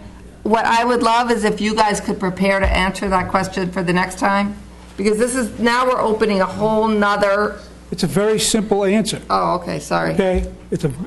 There is no treatment plant facility or treatment plant site. That's the only thing that's holding up the approval and the review of that document. Am I right, Roger? We went down to the DEP. They want to see that before they'll even think about it, okay? Okay, That's the only thing that's holding it okay, up. thank you, I'm sorry to, And that's not our I didn't wanna go responsibility. way off It's on- not our responsibility. We've not been charged with finding a location That's right. for a wastewater treatment so plant. once the location is identified, then this plan would go Or the to the next DEP step. get their heads together and understand this is a conceptual plan as opposed to a detailed plan. The problem's with the state, is what he's saying. Okay, Thank do you you. have a related question? No, I just think that our report should very briefly identify aspects of our studies of these various impacts that have already had decisions made on them, not to basically bring them up as a possibility and then create the verbiage to basically identify why it's not practical. If the decision has been made, or the decision is outside of our hands, we shouldn't be putting it in as a possibility. I don't disagree with that. On the other hand, we made a decision to go a certain way with wastewater. We pursued it. We found that it was far more complex than we had anticipated and far more costly. And so I think in part that's what has led us to look back and see what other options were considered, what other options are there. Because frankly, if we find that there are no other options, absolutely none, to doing a decentralized system, then we should say that, and we should say to the town, abandon the sewer district, because we simply can't, we don't, based on what we've discovered to date, it's simply impossible to do a decentralized system. It's too expensive, we don't have the land, we don't know where we're going to put it, we don't know where that treatment facility is going to be. Exactly. If that's the point. case, then again, I think that is certainly something that should go into the report. I'm not convinced that's the case, though. I think it's something that we need to continue to look into. So at this point, I think that we kind of know that we need to do some work on these sections. We need to all go back and read them, make sure that they clearly state kind of what the opportunities, challenges are within each thing that we looked at. And Buzz, I am going to stop. The next question that I have is, does that advantages, disadvantages grid look like, is that the format that we should have to kind of summarize the work that we're going to do before our next meeting about this, about the information? Is that the best way to look at, is that a valuable analysis? I thought it looked great. I mean, it's very simple, concise. Here's the pros, here's the cons. Yes?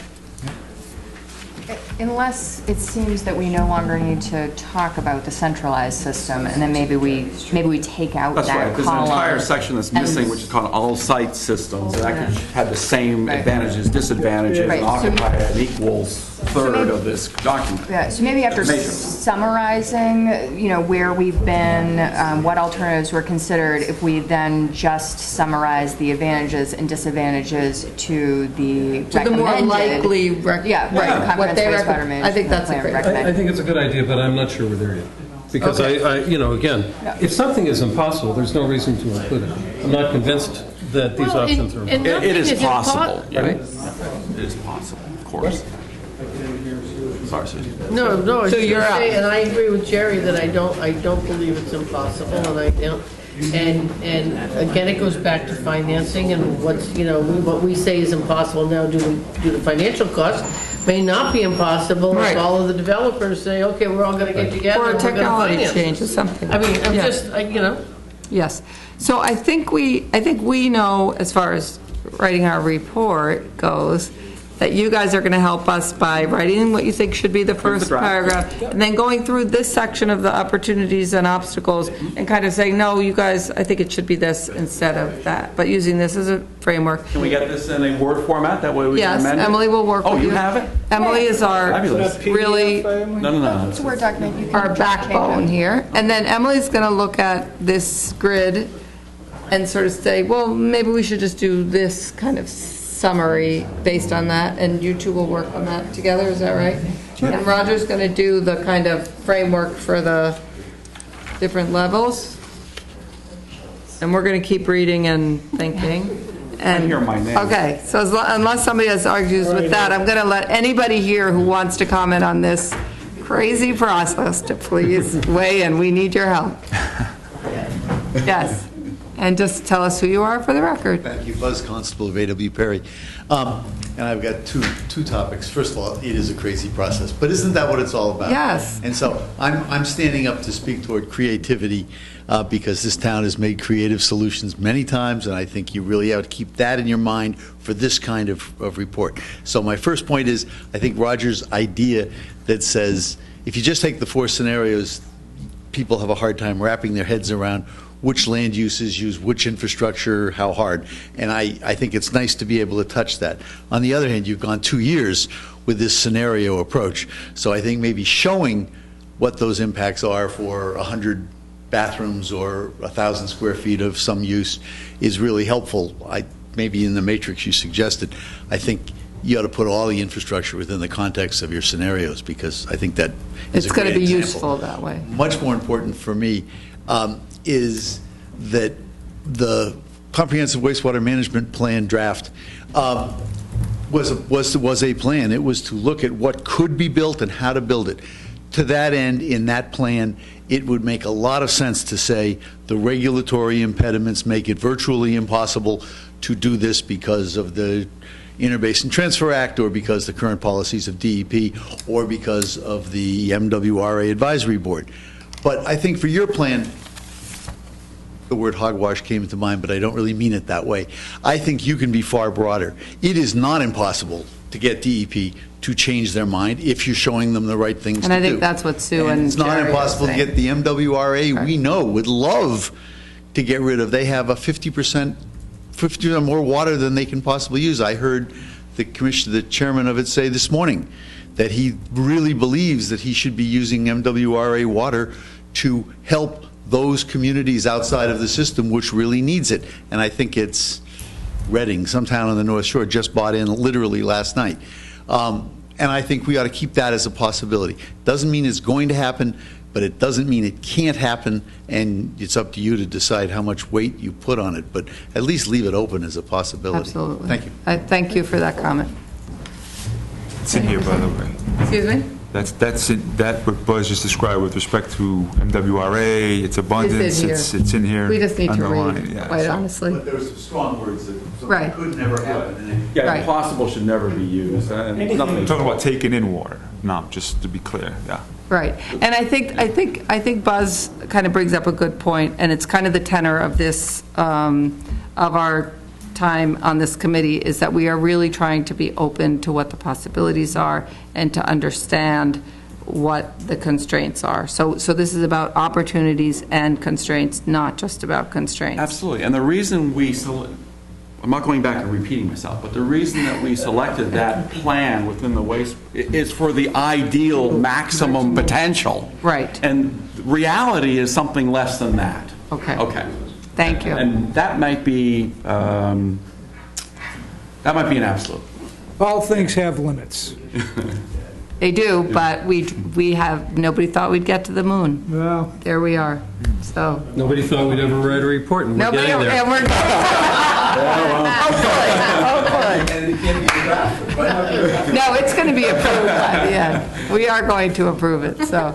Does anybody else want to weigh in on what they feel should be included or not in this section about our research on wastewater or in the report in general? I certainly would love to hear from the audience, but I'm going to go back to my original point when I came in here when they're done. Because you don't think we heard you? No, you heard me, but what I heard was for some reason, and it wasn't stated, that you are not looking at the water supply because of some other No, we issue. are. We're looking at everything. But you put that in the back No, burner. just We already sequencing, believe me. We've done the work, we're writing about it. Cool. And we have done that work, and we are writing about it. So we're like all about getting the credit for what we've looked at. We have looked at that, we're doing it. We simply chose not to write about it, not to have this type of meeting about it right Then now. I look forward. Because there's a lot that we don't know. I look forward to the committee inviting the water supply committee in to talk about that, in addition to having Aquarian, who's already presented. Yes. That way you look at a fuller perspective of what the Yes. issues are. I agree. All right. Thank you. Does anybody else want to weigh in on wastewater? Here's your chance. No? Okay, we will meet again on wastewater, so that's what we, are you raising your hand? Oh, okay. We thought this was going to be boring. I know. I really, I'm so glad that you all came, because this was nothing if not interesting to see how you write a report as a committee about wastewater. If we go back to our agenda for this evening, the next thing, and Emily, how long do you think we should allot for this? It probably won't be more than 5 to 10 minutes. Okay, so let's say a maximum of 15 minutes for Roger to update us on the Derby Street Corridor project and the potential realignment and signalization of Old Derby Street intersection with Derby Street. Everybody's familiar with that area, I presume. Yes. So, as you know, the Derby Street Corridor is currently listed on the Transportation Improvement Program list. That's the tip of funding in federal fiscal year 17. Wait, Roger, yes, we have a little map that you can. Okay. Russ, can I steal, do you have an extra one? Oh, sure. Well, no, Kirk, yeah, we can share one here between us if you want Okay, I'll to. just. It's more important for you to look at that, because traffic is not my issue. Traffic is not my issue. I'm going to be quiet for a while. Maybe. You might learn something here, though, that you find interesting. I'd say something. Okay, Roger. Are you ready? Okay.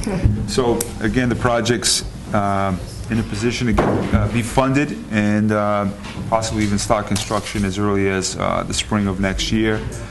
But during the process, we continue to look at ways to improve the corridor. One of the things we did relatively recently is we approached some of the business owners at the intersection of Old Derby Street on both sides of Derby Street, where that intersection is currently not aligned. Right.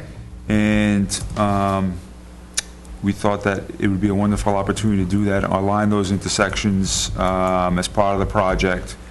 We received positive feedback because from the property owners, because it would take some land transactions in order to make it work. The next step was to reach out to the state, which we did, and we received some positive feedback from them as early as today. Now, this is just a concept plan, and it's still subject to state right-of-way approvals, the state approval in general from a construction standpoint, so it's certainly not a guarantee that we're going to be able to squeeze it into the existing project, but that's the goal. And again, I think that it would serve a public safety benefit if we can do this now as part of the project. And this would be a signalized It intersection? would be signalized, yep. I have a quick question, which is, what about that issue of the proximity to the ramp? Right now, it doesn't appear to be a problem. I think the rule of thumb is you want to have approximately 500 feet between lights, and we have that at that location, so we don't see that as an issue at this point. Roger, if you and the other, I know, extraordinary forces at work here could make this part of this would be just such an improvement to that area, I believe. I agree. Having turned left out of the car dealership recently. One thing that, by the way, I just want to add that we'd have to look at is, of course, a warrants analysis.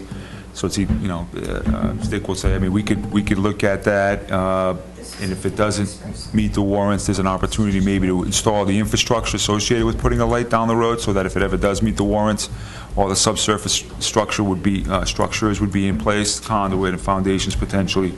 So that would be another aspect of just making sure that we can actually do this. Right, can I just ask? Wait, I'm going to let Dick. Go ahead. Roger, how does this affect the progression of traffic on Derby Street? The current traffic?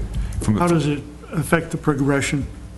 Progression? We haven't gotten there yet, so as part of this, we'd have to go modify the functional design report, sort of see how this would affect all that, and the levels of service and all the stuff associated with these. So it's still a possibility, but not a certainty? Correct. Are there any wetlands in this area? Not that we're aware of, no. Well, not impacted by the work. There is one, I think, that might be, There's a pull back from- pond or something. Yeah, I don't know if it's designated wetland, but you're right. As you look at the Lexus dealership side, right there on the right-hand side, we'd have to look into that as well. And there's some over there to the left of the best property, but that's pretty far away from the intersection. Sue, did you have a question? No, Excuse me, could we talk in one group? Yeah, so we're going to have time for everybody to ask questions, but let's just do it all at once. But Judy, maybe you can just Altogether. orient people to the map. Oh, okay. That's, Okay. because I was having the same Okay, issue. so if you look, well, Roger, do you want to do it? Sure. It's, if you hold the map, so at the bottom of the page, it says draft concept for discussions purposes only. Immediately above that, you can see the cars parked at the Lexus dealership. Oh, I'm sorry, Best Chevrolet. Jeez, I'm sorry. Now I've got to get oriented. That's Best Chevrolet, and yeah, so right across the street is Descendants Diamonds, located right there. And the Lexus dealership would be the opposite corner of that. Unbuilt. I'm sorry? Unbuilt. Unbuilt, yeah. Right, so it's this way. And so way over to the, well, if you turn it upside down, this would be, you're going onto the highway at this point. Right, I mean, generally, when you look at plans, just a little inside baseball, so to speak. Usually, when you're looking at a plan like this, north is usually up. So that's one way to orientate yourself. So Roger's left hand is on the... So this is Old Derby Street that goes like that, right? Yes. That's Old Derby. This is- Correct. All right, That's gotcha. right. Right, gotcha. So where's Old Derby still going to dump out to? It's in the intersection. Now I'm upside down. You said if I hold a report like this, this is north? Yeah. Correct. So then this is Lexus here? Lexus is Yes, here, okay. Best is Best is there, here. Diamonds here, Okay. Derby Street. Got it. Old Derby dump out. Okay. So is everybody, I get it, yeah. So this is... is everybody oriented? Raise your hand if you don't know where you are on the map. Does everybody feel like they know where they are on the map? There's a Okay. test after this meeting, everybody. Thank you, Roger, for explaining that. Does anybody have any questions? Dick asked about the traffic flow, and Sue, did you have a question? I'm good. No? You guys? This is great. We It's- need it. We do need it, yes. Super. Jerry, Emily? Anybody else? Yes, please. Just identify yourself and shoot. Yes, Bill Hamilton with Derby Street Shops, and thank you, Roger. He did loop us in on this proposed intersection, and I think right now, just to kind of clarify our position, we're not neither pro or against this intersection. We're sort of neutral, and we haven't seen the underlying impacts on what this might do to the sequence of the signalizations, and as a result, what might happen on the queuing of our property. And so, in general, I think we're supportive of anything that improves the traffic on the corridor. But until we can see what happens specifically with our asset that we've invested millions of dollars in, we can't sort of thumbs up it. So we're sort of neutral on that until we have a little bit more information. So Roger, what would be the process, sort of what are the next steps that you envision and the timing that you envision going from here to make sure that the sequence of the signalization kind of meets the abutters' needs? So, well, now that we've gotten sort of an initial response back from the state, we'd start the warrant analysis and developing the design, the functional design report, augmenting it to sort of look at the sequencing and the how it would affect the level of services along those along the corridor and adjacent roads. And after we receive that information, we can share that, and we'll continue to share that with Derby Street Shops and anyone else. As a matter of fact, we can make it available on the website, on the South Hingham study website. That'd be great. Yeah. That'd be great. So what do you think is the timing, sort of excuse me, and what do you think is the timing as far as the time frame, or kind of how many months, if you think that the overall project would be under construction in the spring, is it possible that this could be? In terms of being able to provide those documents that I just described, I would say by the end of the summer, we should have all of that, sure. Oh, great. Judy? Yeah. Roger, are you going to have to go back to 25% design? No, and that was one of our concerns, that we did not want to have to go back. So when we reached out to them in our contact at the state, I think that initially, again, this is still preliminary, that they're receptive to us plugging this back into the project without having to start from scratch. We don't want to jeopardize our spot on the tip by adding something to the project, potentially. But you'll probably lose a year.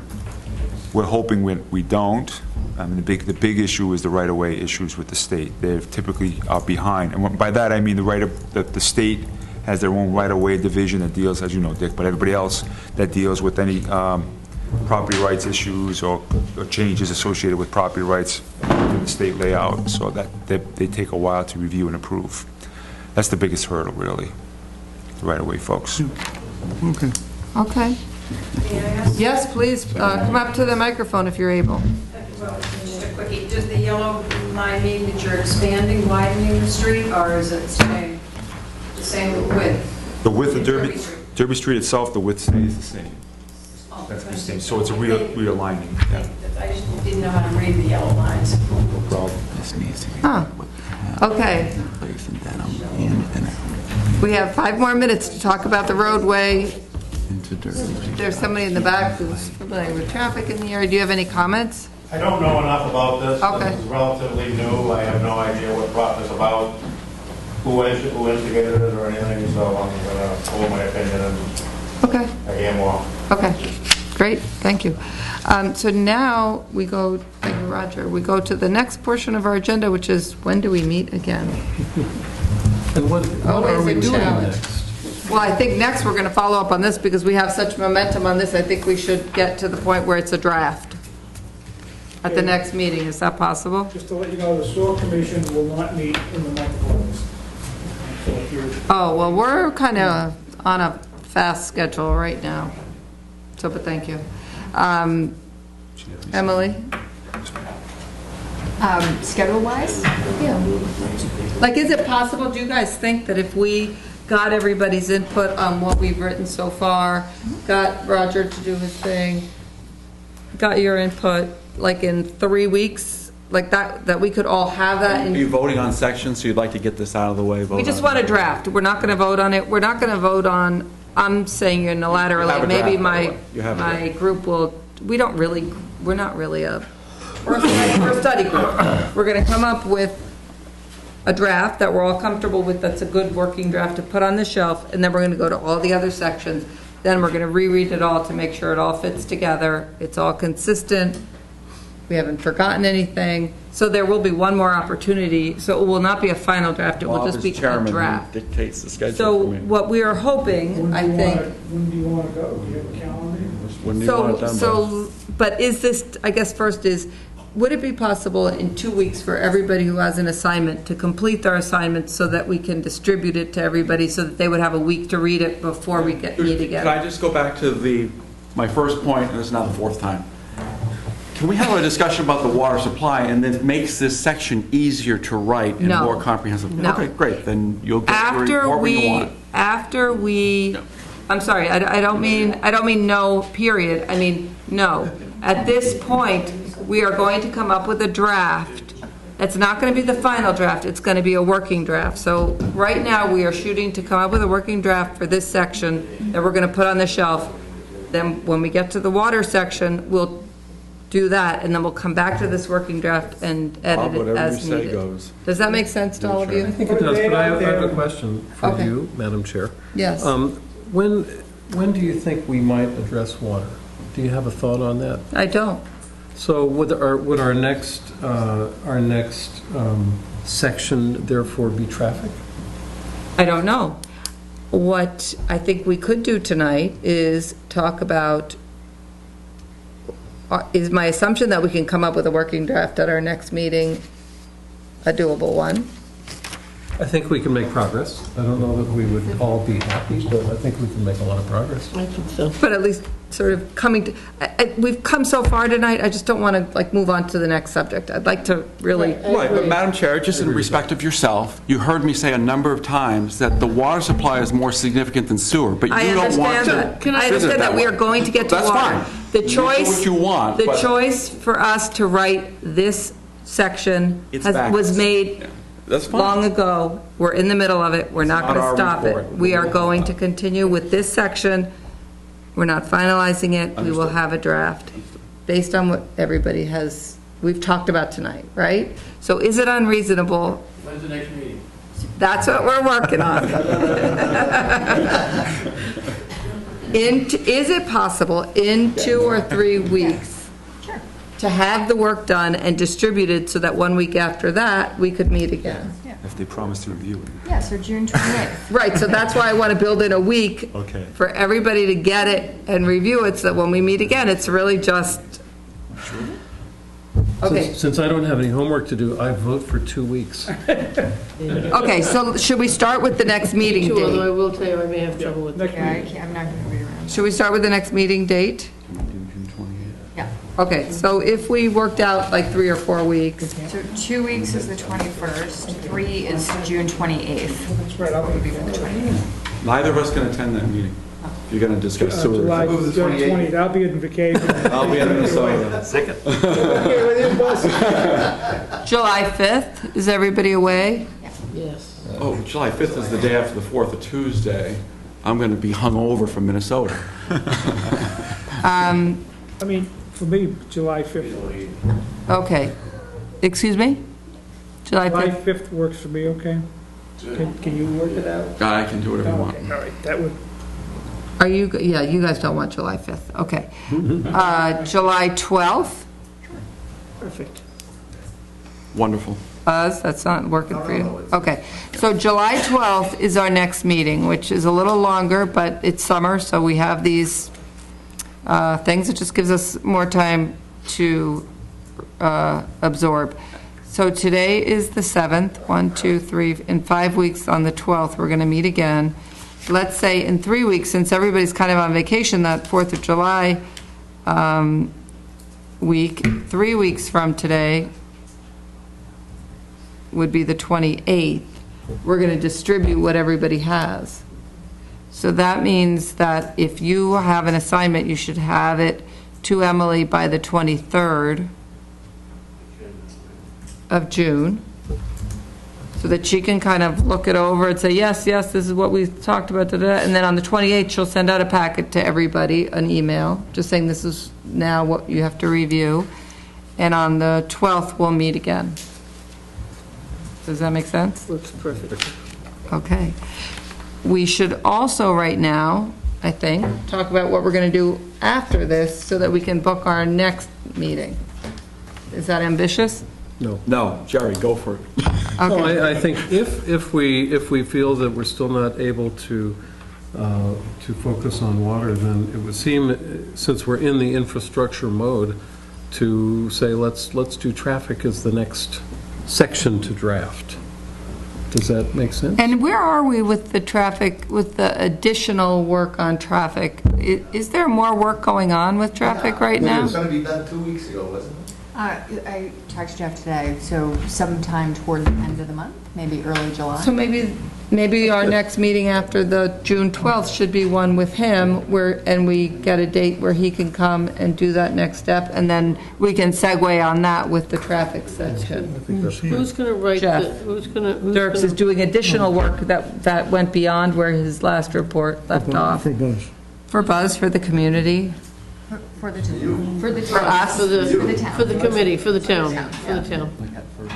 Who's going to do, who's point on transportation? Who is point on transportation traffic? Sue? For grabs. I'm happy to take it on unless somebody else wants it. I would either take on, by choice, I would either take on traffic, zoning, or water. So if somebody else, I think maybe we kind of go with it, what our strengths are and all. Well, Mark and Paul are not here, so why don't we wait till the five of us are together and talk about that? Because somebody may prefer to do one Right. versus the other. So let's put that on our agenda for the end of the next meeting, is just of the five of us who wants to be point on each one. And Jerry, by the way, thank you for going first. So we now have kind of leading up to June 12th, which is our next meeting about wastewater. We have July 12th. June 23rd is the due date. June 28th, the information will go out. July 12th, we'll have a meeting to discuss. And then after that, we will get our meeting after the July meeting. Could be whenever Jeff will be ready, because we don't need to really prepare anything. It's when can Jeff, Dirk come, if we were to propose to him like August 2nd. But for that meeting, would we like to have a draft report? So it seems like it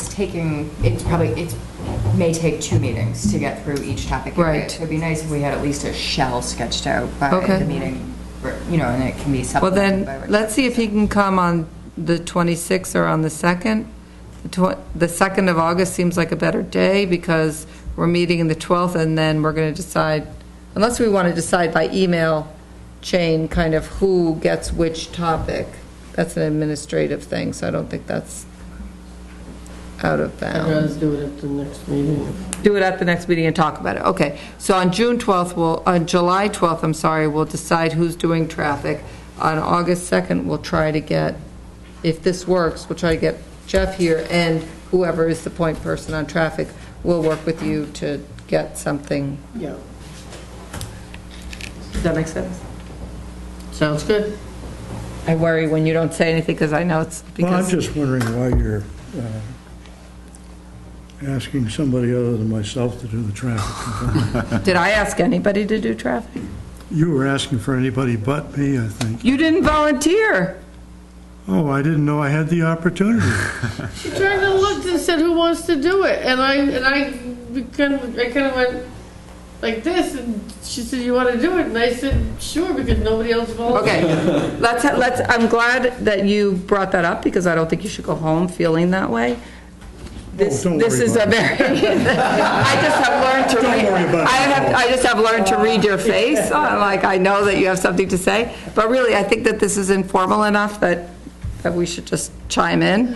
On July 12th, I think that we should divide up the responsibilities. If it's your wish to do traffic, we'll definitely put you I think first on that, but I think we should to do traffic. I think we should decide as a group which sections we It would be do. logical. Okay, terrific. Okay. Anything else we need to talk about tonight? meeting minutes, if you're, Okay. February meeting minutes, draft meeting minutes. What was that? That were distributed by email and in front of you. It sounds like they've not been read. We'll do them next time, but that's part of the February 2nd minutes. We'll approve the next time. The May ones are Okay. Thank you. Thank you all for coming. Are we adjourned? So moved. No moved. Second. We are adjourned.